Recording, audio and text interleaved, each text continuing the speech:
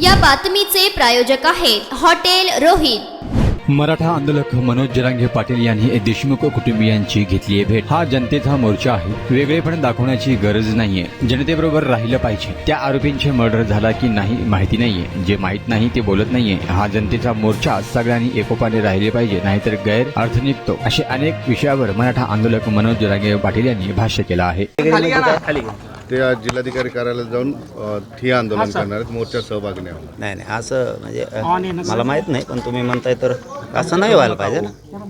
शेवटी जनतेचा मोर्चा आहे सगळ्यांचा, असं नाही ना। म्हणजे काय हे वेगळेपण दाखवायची काय आवश्यकता नाही।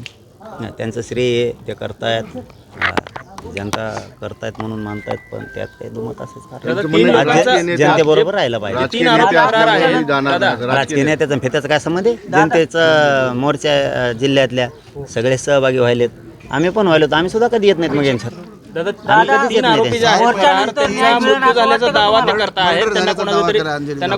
नाही ते काय माहित नाही आपल्याला, झालाय का नाही झालाय सांगतील ना, कोण झालाय नाही झाला, परंतु सगळ्यांनी एकोप्याने राहिलं पाहिजे, एवढं माझं मत आहे। अंजली दमन यांचं म्हणणं असं आहे की ते 3 आरोपी सरकारच्या हाती लागले तर मोठमोठे नेते एक्सपोज होतील, त्यांची नावं समोर येतील, म्हणून त्यांचं मर्डर करण्यात आलेलं ते कधीच भेटणार नाहीत, असं त्यांना अननोन फोननी माहिती दिली। नाही आपल्याला नाही माहिती, जे माहीत नाही त्याच्यात बोलत नाही आपण, जे माहीत नाही त्यात बोलत नाही आपण। फक्त एकच सांगतो की जनतेचा मोर्चा आहे, सगळ्यांनी एकोप्याने राहायला पाहिजे। वेगळ्या वेगळ्यात मग तो त्याच्या गैरअर्थ निघतील, वेगळे वेगळे। जनता आली, सगळ्यांनी जनतेत सहभागी, नेत्याचा फेत्याचा काय संबंध आहे कोणच्या? मग आम्ही तर कवाच नेत्यात जात नाहीत, कधीच जात नाहीत आम्ही। वेगळं वेगळं करून मग ते त्याचे अर्थ खूप निघतील मग, आणि त्या समजदार आहेत तेवढ्या आहे काय यामध्ये या देखील घटनेचा ते 25 जानेवारीचा उपोषणाचा विषय, ते पण हा वेगळा विषय। आज आम्ही खूप दुःखाचा विषय, राजीनाम्याची मागणी होती, धनंजय मुंडेंच्या राजीनाम्याची मागणी होती। आता सरकारच त्यांचं, आरोपी सापडणार त्यांनाच, हकालपट्ट्या व्हायना त्यांनाच, चहा पिते तेच, बिस्किटं खाते तेच, मग याच्यात शंका येणारच ना। हकालपट्टीचं तर लांबच राहिलं, पण आरोपीसुद्धा तुम्हीच संभळतात की काय, अशी आता शंका यायला लागली।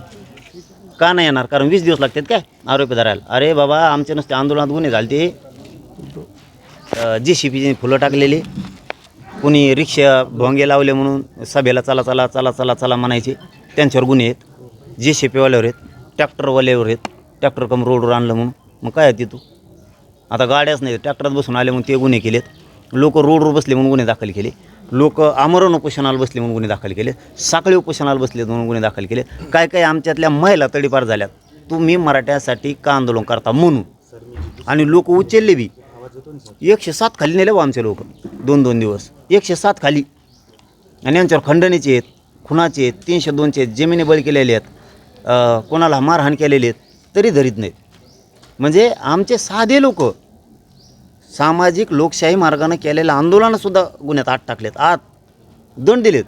या इथल्या तर एक तो हरव आणणारा होता, त्याला काय म्हणतात का हो, मोठं क्रेन आणलं होते, क्रेनच धरून नेलं, त्याचं क्रेन सकट काय केलं त्यांनी? मुंबईला लोक पै गेले, मध्ये रस्त्यात कम चालले म्हणून, मग कुठून चालवतो? मग काँग्रेसनं चालवतो का? म्हणजे त्यावेळेस ते चालतं, आणि इथं मात्र यांना खून झालेले आरोपी सापडत नाहीत। म्हणजे तुम्हाला गोरगरीब मराठे मारायचे, गोरगरीब जनता मारायची, भोगावं लागल, भयंकर लोक पिसाळतील मग। आणि हे आता राज्यात लोन गेला, आता हे राज्यभरचे मोर्चे निघणार असं अनेक जण घोषित करतायत, आपण प्रत्येक मोर्चांना हजेरी लावणार आहात का? जेवढं शक्य होईल तेवढं, जेवढं शक्य होईल तेवढं मी जाईलच, परंतु कोणाची वाट बघू नये या मताचा मी।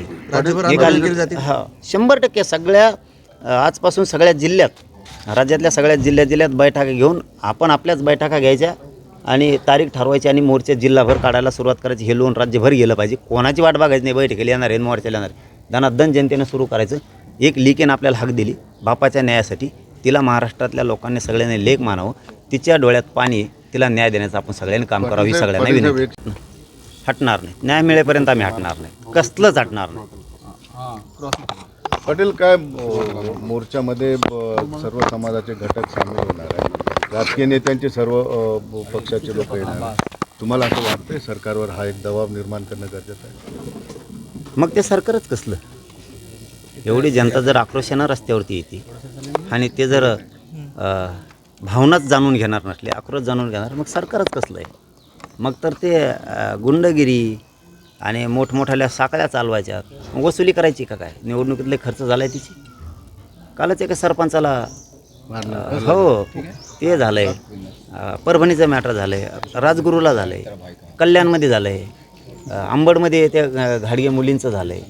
मग तर हे चैन उभा करायला का काय सरकार, आरोपींना डांबण्याऐवजी पैसे वसूल करायला काय निवडणुकीत खर्च झालेले, लोकांचे लेकराचे मुर्दे पाडून. या घटनेच्या नंतर सरकारमधून मराठा आरक्षण दाबण्याचा प्रयत्न दिसतोय का? हे बी मॅटर कोणाच्या बापाला दबत नसतं, ते बी नाही. हां, दोन्ही बी नाही. ते एवढं सोपं नाही, एवढं सोपं नाही. त्या भानगडीत पडू नये अशा आहे मुख्यमंत्र्यांकडून अपेक्षा पण आहे की ताबडतोब धरतील. मागचे बी कोण कोण येतं, मोठाले लहानाले मंत्री आमदार फामदार कोणी असले ते स्वतः घेतील यापेक्षा रोष नाही परवडणार. ते आता राज्यभर लोन पसरणार आहे उद्यापासून. तुळजापूरमध्ये जे हल्ला झाला सरपंचावर, त्या ठिकाणी तुम्ही भेट देणार आहेत का, काय मागणी करणार त्या संदर्भात? नाही बघा, आपण तर त्यांच्याबद्दल आजच मागणी केली, सकाळी पण केली. त्यांचे आरोपी सगळेच आरोपी मग धाराशिवचे असतील, ते उरणमध्ये मॅटर झालं आहे, राजगुरूमधले असतील, परभणीचे पण आहेत, आंबडच्या एका मुलीनं आत्महत्या केली, दुसऱ्या मुलीची रात्री छेडछाड झाली आंबडमध्ये. हे सगळेच आरोपी तातडीनं मुख्यमंत्र्यांनी पकडले पाहिजेत, सांगितलं पाहिजे. कारण लोक त्यांचे आहेत काम करणारे पोलीस अधिकारी, त्यामुळे त्यांनी सांगितलं पाहिजे. नसता न्याय घ्यायला आणि तपासाला मग जनतेला पुढं व्हावं. बीडसह राज्यभरात अशा घटना घडत आहेत, कोण नेमकं या पाठीमागे जबाबदार कोण आहे याला? सरकारने थांबवलं पाहिजे, सगळे मुख्यमंत्र्यांनी थांबवलं पाहिजे. कारण लयच कसले बी गल्लीन बोळातले कसले बी चट्ट्यापट्ट्याच्या चड्या घालणारे बी पळायला लागलेत आता गुंड म्हणून. हे सरकार आल्यापासून कसले बी चेडीवर इन केलेले ते वेगळे वेगळेच आहेत. ती यांनी नाही न्याय दिला तर लोक स्वतःच न्याय घेणार आहेत. आता म्हटलात की तपास नाही झाला तर जनता तपास, हा उद्रेक होण्याची शक्यता आहे पुढे चालून जर व्यवस्थित सगळ्या गोष्टी हाताळल्या नाही गेल्या? नाही, शांततेच होईल, पण पुढचं काय होईल ते मुख्यमंत्र्यालाच माहिती हो. पण लोकांचा असंतोष बघता तुम्हाला काय तर मुख्यमंत्र्याला काय माहीत काय वाटतं, काय करून घ्यायचं. तुम्हाला गोरगरीब मारायचेत का तुम्हाला काय काय, वाटतं? आम्हाला वाटण्यापेक्षा मुख्यमंत्र्याला काय वाटतं हे लय महत्त्वाचं आहे.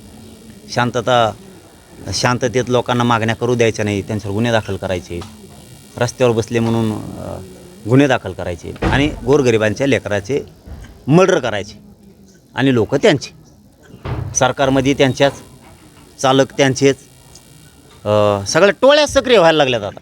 मग त्या टोळ्याकडे जनता बघणारच ना शेवटी. साहेब काहीतरी मर्यादा असते, सहनशीलता असते. शेवटी ज्यावेळेस काळीच कापलं जातं त्यावेळेस नाही दम निघत. मग आता मुख्यमंत्र्यांना काय करायचं ते ठरवते का नुसते बनवा बनवी आहे, दिखावपणा चालला आहे, हेव धरला तेव धरला, तेव्हाची चौकशी सुरू आहे, आम्ही सोडणार नाहीत. मुख्यमंत्री म्हणते सोडणारच नाही, धरलाच नाही सोडी तो उडून, धरलाच नाही आणखी सोडायचा काय प्रश्न आहे. कारवाईच कठोर करणार, चौकशी चालू आहे. चौकशी कोणाची चालू आहे? आरोपी धरला नाही, धरल्यावर चौकशी चालू असते बुवा. धरलाच नाही, चौकशी कुठे चालू आहे, कोणाच चालू आहे? हे म्हणजे ही लोकांना ज्यावेळेस शंका येते ना त्यावेळेस अवघड असतं.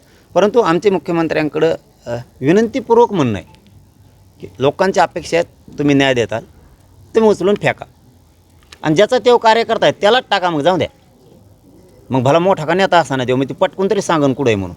समाधान नाही तुम्ही? CID कामाला लागली, बऱ्यापैकी काही घटना झाल्या. कालपासून पळायले ते, आधी तर कुठे गेले ते काम आहेत. आता नवीन SP आले ते तरी जरा बरं चाललं आहे. जरा ते दणकेबाज दिसतोय नमुना जरा. ते धरके फेक करताय वाटतं. आता लगेच चौकशी लगेच वडावडी टंगडे धरून उडून आणताय वाटतं. ते जरा जाऊन बुडून बाहेर काढ. हे असेच पाहिजेत तेव्हा हे बंद होईल. असलेच पाहिजेत, असलेच SP सारखे अधिकारी पाहिजेत. होईल वाटतं लवकर, पण मुख्यमंत्र्यांनी होऊ द्यावं, गरिबाला न्याय मिळू द्यावा. मुख्य